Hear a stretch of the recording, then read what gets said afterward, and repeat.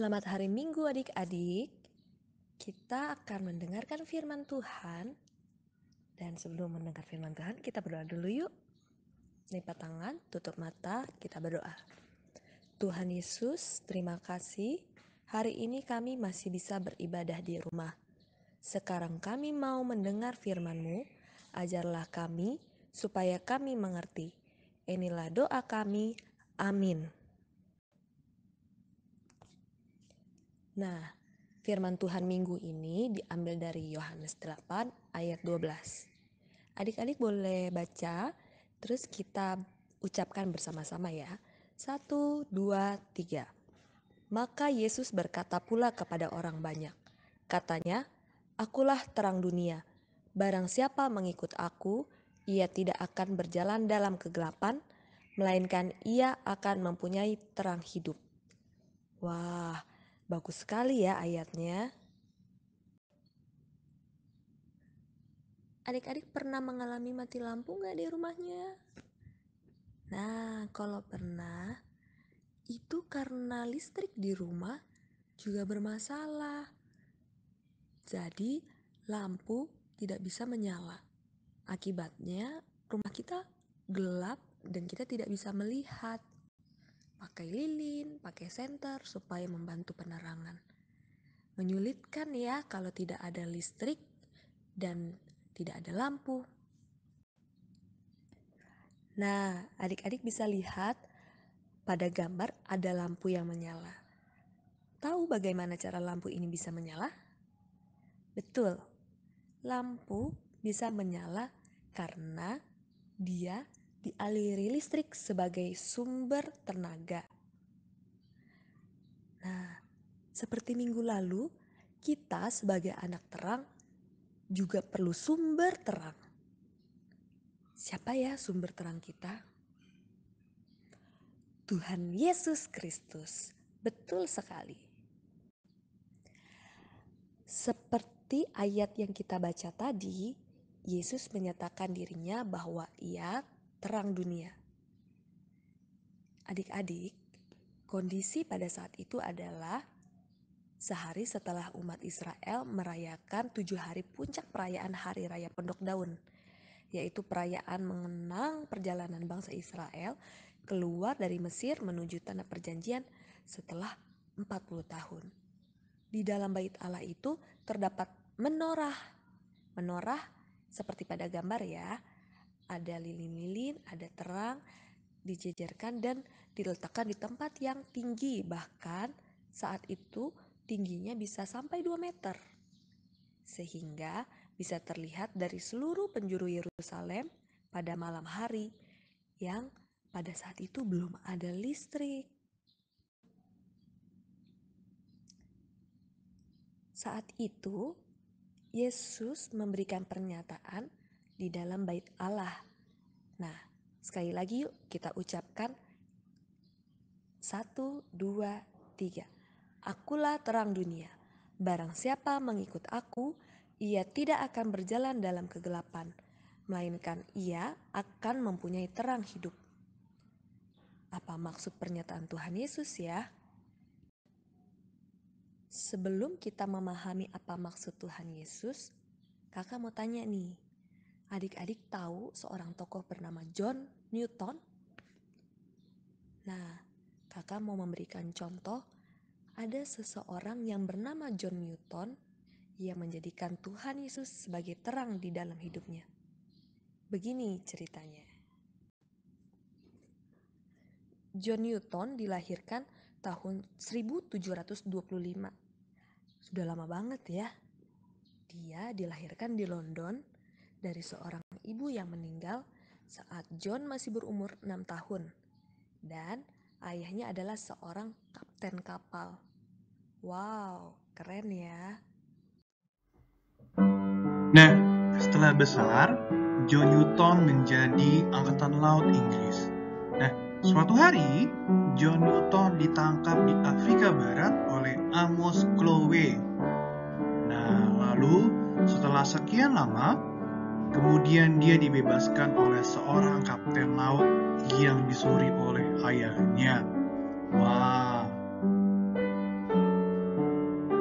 Saat perjalanan pulang, kapal mereka terjebak dalam badai yang sangat menakutkan di Irlandia, hingga kapal mereka hampir tenggelam. Akhirnya, John Newton memohon kepada Tuhan, dan John Newton selamat hingga daratan. John Newton memohon kepada Tuhan dengan berdoa dan berlutut, meminta keselamatan kepada Tuhan.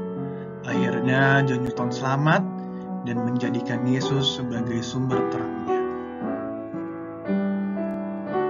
Nah, setelah itu John Newton mengingat kebaikan Tuhan dan menciptakan lagu yang sangat terkenal pasti dan adik-adik kenal, yaitu Amazing Grace atau Ajaib Benar. Nah, adik-adik, mari kita nyanyikan lagu ini bersama ya. Amazing grace, how sweet the sound that saved a wretch like me. Was lost, but now I am found. Was blind, but now I see. Adik-adik tadi sudah mendengarkan tentang firman Tuhan dari Yohanes 8 ayat 12 dan sudah mendengarkan cerita tentang John Newton. Nah, apa pesan firman Tuhan pada minggu ini? Pesan firman Tuhan yang ingin disampaikan pada minggu ini adalah Yesus merupakan terang dunia. Apa yang maksudnya Yesus adalah terang dunia? Maksudnya adalah berarti di dunia tidak ada terang selain Kristus. Dia adalah satu-satunya terang dunia. Dia merupakan terang yang kita miliki. Di dalam Yesus, melalui firman Tuhan, kita bisa melihat semua jelas dengan benar. Nah, kita bisa melihat apa yang benar dan jelas di dalam firman Tuhan yang disampaikan di dalam Alkitab. Jadi, kalau adik-adik ingin melihat sesuatu yang benar dan terang, bisa melihat di Alkitab. Lalu, untuk yang pesan berikutnya adalah karena Yesus terang dunia, maka segala kegelapan dan dosa akan diakui. Nah, ini maksudnya adalah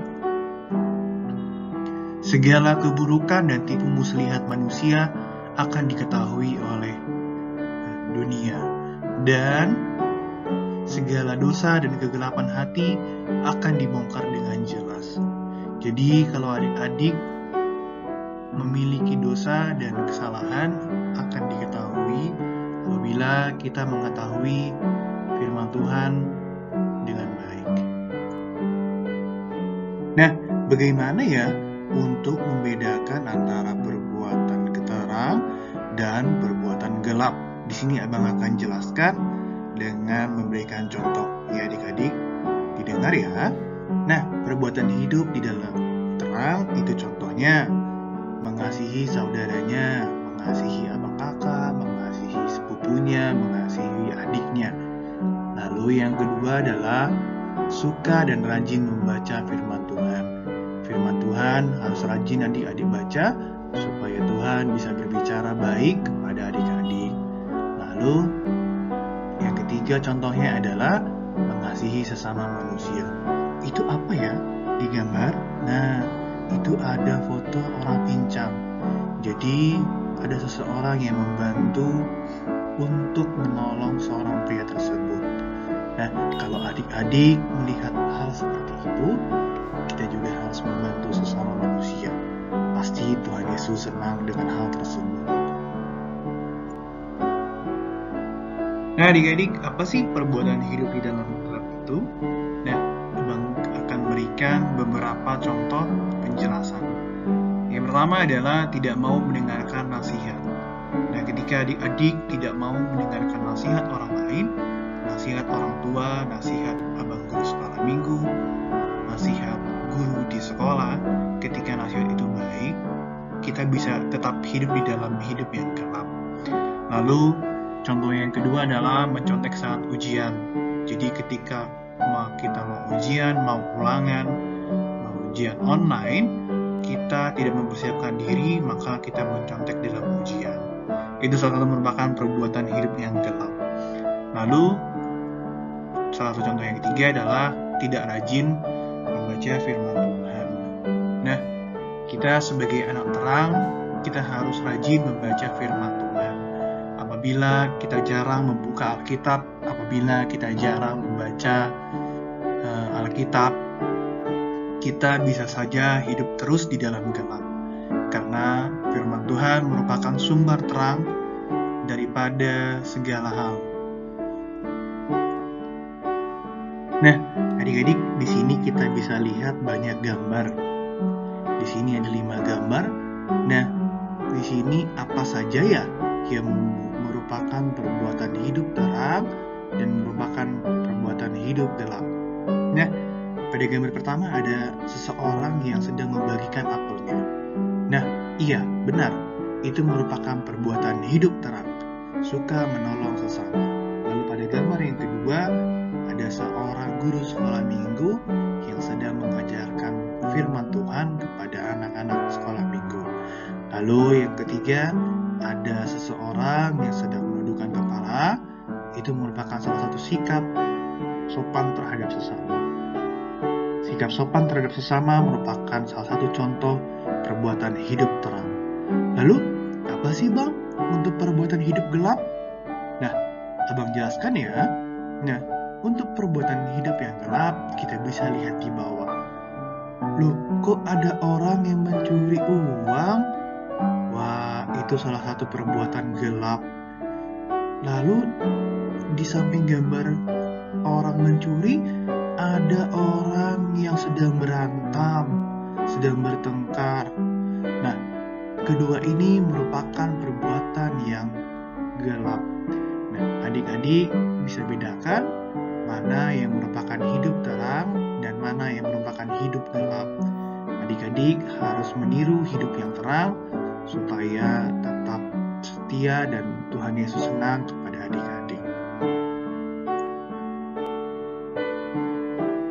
Nah, adik-adik, tadi kita sudah mendengarkan cerita tentang hidup terang, cerita tentang hidup gelap. Nah, adik-adik maukah berbuat sebagai anak terang? Pasti mau. Nah, apa sih yang bisa kita lakukan di dalam kehidupan sehari-hari adik-adik? Yang pertama adalah mau membantu orang tua di dalam pekerjaan rumah. Adik-adik pasti suka membantu orang tua apabila orang tua membutuhkan bantuan adik-adik. Contohnya membelikan garam ke warung, contohnya merapikan boneka setelah bermain, dan lain-lain.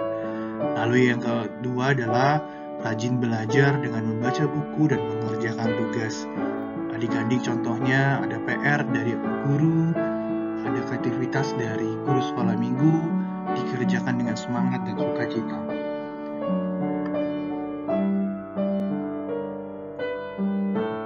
Nah, untuk perbuatan konkret selanjutnya adalah merapikan kasur setelah bangun dari tidur. Nah, adik-adik pasti mau dong merapikan kasur setelah bangun tidur pagi dan setelah berdoa. Adik-adik apabila merapikan kasur sendiri itu merupakan perbuatan baik dan pasti Tuhan senang dan itu adalah contoh daripada hidup terang. Lalu contoh lainnya apa sih Bang? Menolong teman yang sedang jatuh dan sulit. Nah, menolong teman apabila adik-adik melihat jatuh di pinggir jalan atau teman tidak mempunyai pensil, adik-adik meminjamkan kepada teman-temannya. Lalu, apalagi sih Bang untuk aplikasi perbuatan baiknya, mengerjakan PR dan tugas kreativitas dengan baik. Jadi adik-adik apabila mengerjakan kreativitas dengan baik, maka akan dilakukan dengan baik juga. Kita sudah belajar mengenai hidup terang dan hidup yang gelap. Kita juga sudah belajar bahwa Yesus itu adalah terang dunia, sumber satu-satunya terang dunia. Nah, adik-adik, kita mau berdoa, tutup matanya, lipat tangannya, dan tundukkan kepalanya. Nah, Abang mau berdoa, nanti adik-adik ikut di rumah dengan suara yang terbuka juga. Selamat pagi Tuhan Yesus. Aku sudah mendengarkan firman Tuhan. Tuhan, terima kasih sudah mengajarkan kepada kami bahwa Yesus adalah terang dunia. Tuhan, kami mau belajar untuk hidup dalam terang. Tuhan Yesus, juga lindungilah papa, mama, kakak, abang, adik, saudara, guru sekolah minggu agar terhindar dari virus corona. Di dalam nama Tuhan Yesus, kami berdoa dan mengucap segala syukur atas hal baik yang kami terima. Amin. Nah, selamat hari Minggu adik-adik semua. Salam kasih dari kakak abang guru sekolah minggu kelas 1, 2, dan 3.